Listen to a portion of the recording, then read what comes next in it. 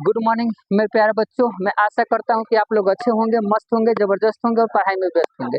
तो चलिए, आप लोग जिस प्रकार हम लोग क्लास 10th का बायोलॉजी फर्स्ट चैप्टर जैव प्रकर्म पढ़ रहे हैं। पहला चैप्टर क्या पढ़ रहे हैं? जैव प्रकर्म पढ़ रहे हैं। हम जैव प्रकर्म का अगर आप चाहते हैं कि पूरा वीडियो देखें, सीरियल वाइज देखें, सीरीज से देखें, तो मेरे चैनल पे जाइएगा। चैनल का नाम है @विलेज स्टडी 1999। उस पर जाइएगा तो सब वीडियो आपको टाइप वाइज यानी चैप्टर वाइज मिलेगा और आप पूरी तरह से देख पाएंगे। ठीक है, तो इससे पहले वाला वीडियो देखना चाहते हैं तो मेरे चैनल पे जाइए। तो चलिए, आज हम लोग पढ़ते हैं, ध्यान से सुनिएगा। आज का टॉपिक हम पढ़ाए थे उस दिन सुपोषण और किसके बारे में? परपोषण के बारे में। कि पोषण दो प्रकार का होता है, एक सुपोषण और एक सुपोषण। उसे कहते हैं जो खाना खुद बनाता है, जो खाना इधर देखा करे आप। परपोषण जो खाना खुद नहीं बनाता है, दूसरे किसी पर निर्भर होता है। और परपोषण का भी प्रकार बताए थे। परपोषण का पहला प्रकार मृतजीवी पोषण, दूसरा प्रकार परजीवी और तीसरा प्रकार प्राणिसम। तो हम दो पढ़ा दिए थे, परपोषण के प्रकार भी पढ़ा दिए थे, मृतजीवी भी और परजीवी भी। आज हम पढ़ने जा रहे हैं बाबू प्राणिसम पोषण। ये जो प्राणिसम पोषण है किसका प्रकार है? परपोषण का। किसका? परपोषण। पोषण को प्रकार का परपोषण और स्वपोषण। स्वपोषण किसे कहते हैं? जो खाना खुद बनाता है। परपोषण किसे कहते हैं? जो खाना खुद नहीं बनाता है। समझ में आ रहा है? तो हम परपोषण भी पढ़ा दिए थे और परपोषण के प्रकार भी पढ़ा दिए थे। एक था बाबू मृतजीवी, एक था परजीवी, यानी प्रकार दो को पढ़ा दिए थे। आज तीसरा प्रकार पढ़ाने जा रहे हैं। किसका प्रकार है? परपोषण का। यानी प्राणिसम पोषण क्या कहलाता है? इसको इंग्लिश में कहते हैं होलिस्टिक न्यूट्रिशन। देखिएगा, इसको प्राणिसम पोषण किसे कहते हैं? वैसा पोषण जिसमें प्राणी अपना भोजन ठोस या तरल के रूप में ग्रहण करे। ठोस या तरल के रूप में। एक लाइन में बोला जाए, देखिएगा तो नहीं समझ आया। पदार्थ तीन प्रकार का, ठोस, द्रव और गैस। अब एक बात बता, जो चावल खाता है, जो रोटी खाता है, इंसान ही ले ले, बाकी छोड़ दे। क्योंकि इसका एग्जाम्पल में जैसे में क्या है, इंसान भी है, मनुष्य, मेढक भी है और अमीबा भी है। बोलो है कि ना है? अब तुम कहोगे मानते हैं कि मेढक का खाना नहीं देखे, अमीबा का नहीं देखे, नहीं देखे, मनुष्य का तो देखे हो ना भाई। तो मनुष्य के एग्जाम्पल से लेके चलते हैं। जो रोटी खाते हो, चावल खाते हो, बताओ ठोस होता है कि द्रव होता है कि गैस होता है? बोल कैसा होता है? ठोस। ठोस समझ रहे हो ना बाबू? तो हम चावल खाते हैं ठोस। अब बताओ जो दाल पीते हो कैसा होता है? गैस होता है, द्रव होता है कि ठोस होता है? तो हम खाना किस रूप में प्राप्त किए? ठोस और समझ में आए तरल। तो जो ठोस और तरल के रूप में अपना खाना प्राप्त करता है उसी को कहते हैं कौन? प्राणिसम पोषण।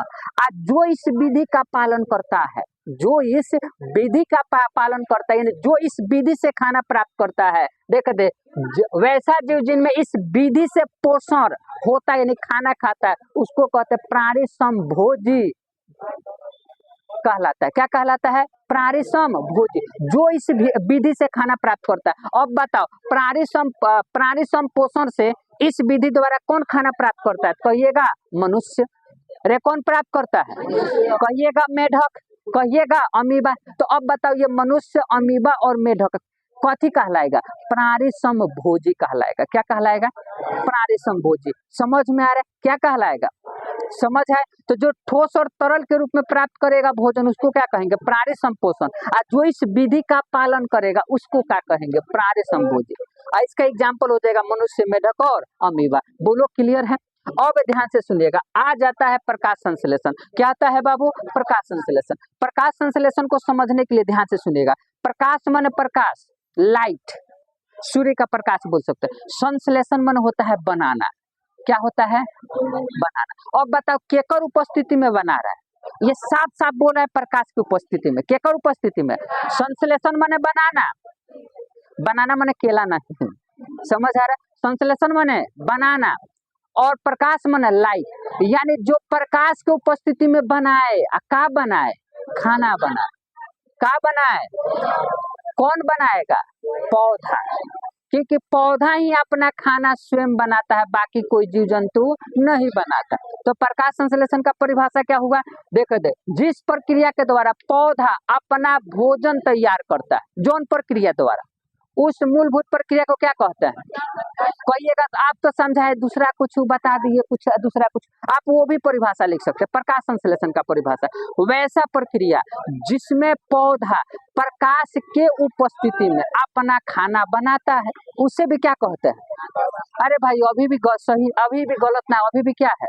कहिएगा नहीं सर हम इससे भी नहीं लिखेंगे। अब बताओ, खाना बनाने के लिए अगला हेडिंग लिखिएगा, समझिएगा। खाना बनाने के लिए देख लिखा है कि प्रकाश संश्लेषण प्रक्रिया के लिए आवश्यक पदार्थ या घटक के नाम लिखे, तो खाना बनाने के लिए 4 गो चीज चाहिए।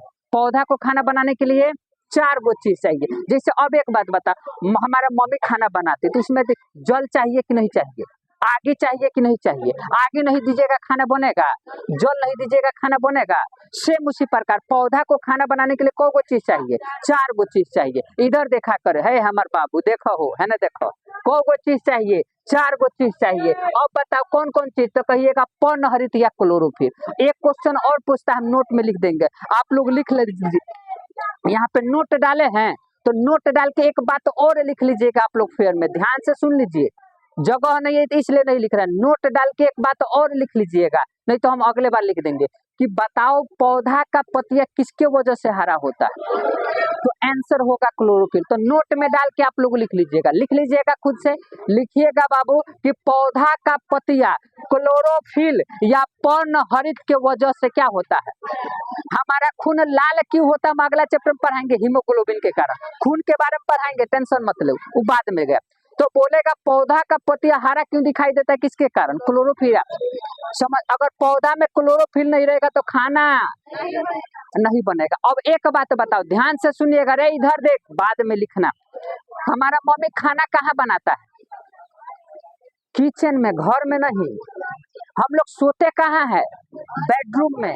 घरे मारेंगे बस, घर में सोते हैं बाबू, लेकिन घर के किस रूम में? खाना किस रूम में?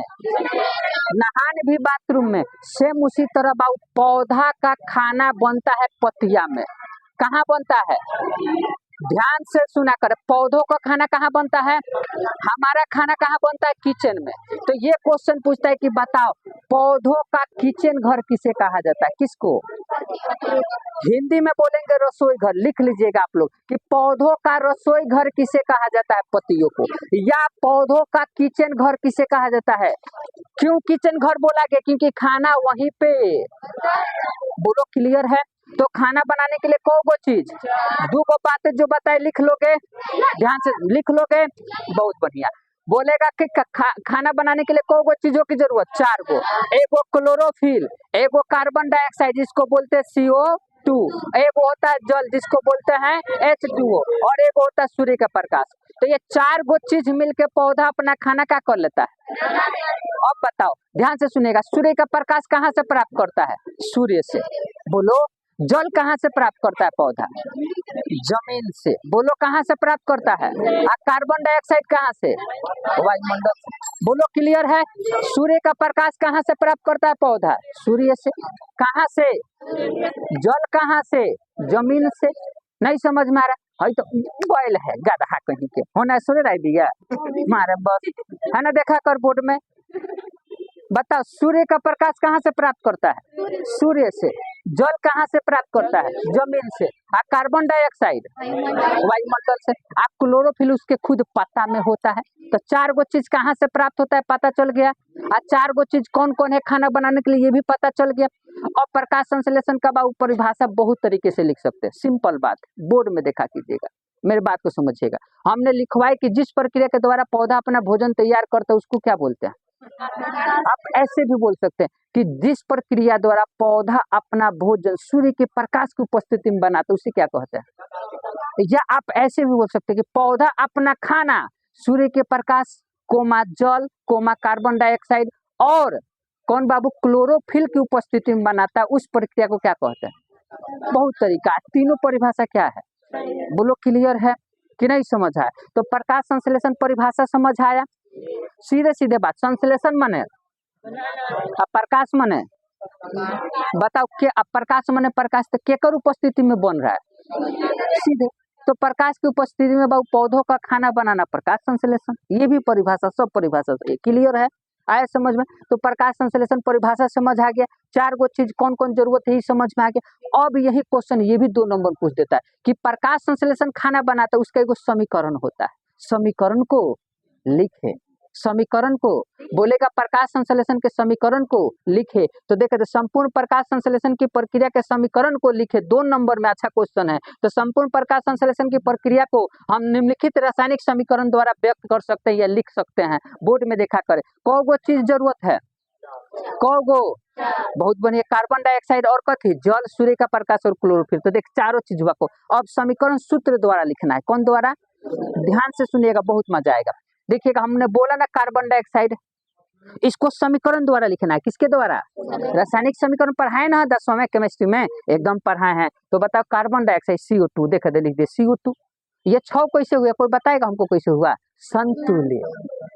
कथी बाबू? संतुलित। अब बताओ, देख कहाँ से कहाँ कनेक्ट है। अब कहेगा नहीं सर अब यहाँ पे संतुलित बताइए, कैसे बताएंगे? हम 1 घंटा का क्लास लिए हैं संतुलित रासायनिक समीकरण पे, अब वो बालक नहीं पढ़ेगा, फिर यहाँ पे समझ में नहीं आएगा। हम कैसे बता सकते हैं? आधा 1 घंटा का क्लास हम यहाँ पे बता सकते हैं? नहीं बता सकते। तो इसलिए बोला जाता है जो पढ़ाया जाए उसको पढ़, सब कनेक्टेड है। समझ आया? तो बताओ, कार्बन डाइऑक्साइड का फॉर्मूला CO2, बोलो क्लियर है। जल का फॉर्मूला, ये 12 कैसे हुआ थोड़ा बता भी देंगे, टेंशन मत ले। 12 6 को भुला जो, 12 6 को भुला जो, समझ आया मेरी बातें?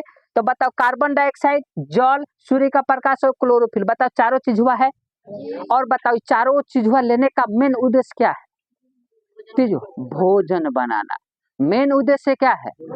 तो पौधा का भोजन है ये है। तो पौधा का भोजन का सूत्र बोल या ग्लूकोज का सूत्र बोल, यानी पौधा का भोजन को ही कहते हैं ग्लूकोज। बोलो क्लियर है? भोजन का सूत्र क्या है? ग्लूकोज। समझ आए? मेन उद्देश्य क्या चीज है? भोजन बनाना। तो चारों चीजों का उपयोग करेगा तभी तो खाना बनाएगा। खाना का सूत्र क्या है? C6H12। C6 का मतलब कार्बन को गो, 6 गो, हाइड्रोजन को गो, ऑक्सीजन को गो। तो इंग्लिश में 6 और 12 पढ़े हो कि नहीं पढ़े हो बच्चा क्लास में? तो C6H12O6 एक सूत्र होगा खाना का, ग्लूकोज का। तो पौधा खाना बना दिया। अब पौधा खाना तो बनाया, अब जैसे हमारे मम्मी खाना बनाती, समझिएगा मेरे बात को। अब जैसे चावल बनाएगी तो चावल तो खाना बन जाएगा, ओकर संग संग एगो चीज और बन जाता है जिसको बोलते हैं मार। अब मारवा बस क्या करेगा? पसा के तब ना चाउरवा बचेगा। बोलो, बनता है कि नहीं बनता है? यानी खाना के साथ साथ कुछ बेकार पदार्थ भी बन जाता है, जबकि मार बेकार ना है, लेकिन हम बता दिए। तो सेम खाना एगो नहीं बनता है, 2-3 गो एक्स्ट्रा चीज का हो जाता है। नहीं समझ है? खाना नहीं बनता है, खाना तो बनता ही है, 2-3 को क्या बन जाता है? एक्स्ट्रा चीज। बोर्ड में देखा कर, तो खाना का सूत्र हुआ, वो एक्स्ट्रा चीज कौन है? ऑक्सीजन। और इसलिए तो बोलता है बाबू, पौधा ऑक्सीजन छोड़ता है तो हम लोग कथी छोड़ते हैं? तो कार्बन डाइऑक्साइड पौधों के लिए जरूरत है, देखे तो जरूरत हो गया। हम लोग के लिए ऑक्सीजन जरूरत है, तो वो छोड़ देगा तो हम ऑक्सीजन ले लेंगे। तो पौधा यानी खाना के साथ साथ तो ऑक्सीजन भी निकल जाएगा और जल भी निकलता है। कैसे? तो पौधा में जो पत्ते में क्या करेगा, उसमें हम पढ़ाएंगे वाष्प उत्सर्जन, अगला चैप्टर में पढ़ाएंगे। वो भाप बन के क्या हो जाता है? पानी निकल जाता है। समझ है? इन 3 गो चीज बनता है, ग्लूकोज, ऑक्सीजन और ये जल। बोलो क्लियर है? अब संतुलित करना है। अगर हम मिटा दे 6 देख दे, हम मिटा देते, ये सब बवंडर है। आपको मेन चीज ये याद करना है। बच्चा क्या करता है? 12H2 C6 याद करने में भूला जाता है। समीकरण लिखना सबसे इजी है।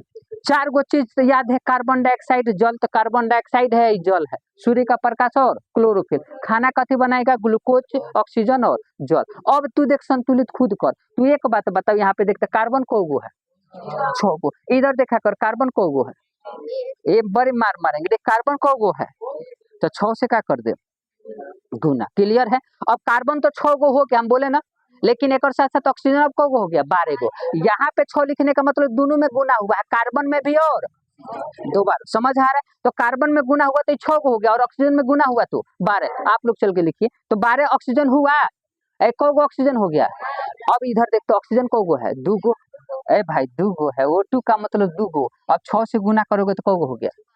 तो ऑक्सीजन 12, ऑक्सीजन, कार्बन 6, कार्बन। अब हाइड्रोजन को गो है? हाइड्रोजन यहाँ पे देखा दे, को गो है? 2 गो है। तो हम 6 से गुना कर देंगे, 12 हो जाएगा। अब बोलो, अब देखिएगा, ध्यान से सुनिएगा, लेकिन ये गलत बात है। यहाँ पे हाइड्रोजन को गो, इधर भी तो जोड़ेंगे सब में। हाइड्रोजन को गो, यहाँ पे हाइड्रोजन तो को गो हो गया टोटल 14 गो। अब यहाँ पे हाइड्रोजन देख ध्यान से सुनिएगा, को गो हो गया 14 गो ना हो गया। अब यहाँ पे देखिएगा ध्यान से, गड़बड़ हो रहा है, देखे ने इधर देख को गो 12 गो, इधर को गो 2 गो, ध्यान से सुनिएगा को गो हुआ, इधर को गो हो रहा है 6, 12 गो हो रहा है ना, यानी 2 गो घट जाते, वो काम कर 6 से गुना मत कर, अगर हम 12 से गुना करते हैं तो अब बताओ हाइड्रोजन को गो हो गया 24 गो। तो अगर यहाँ पे हम 6 गो से गुना करते देखे, तो अब यहाँ पे हाइड्रोजन को गो, यहाँ पे को गो 12 12, इधर नहीं समझ आया। सेम उसी तरह बताओ ऑक्सीजन को गो,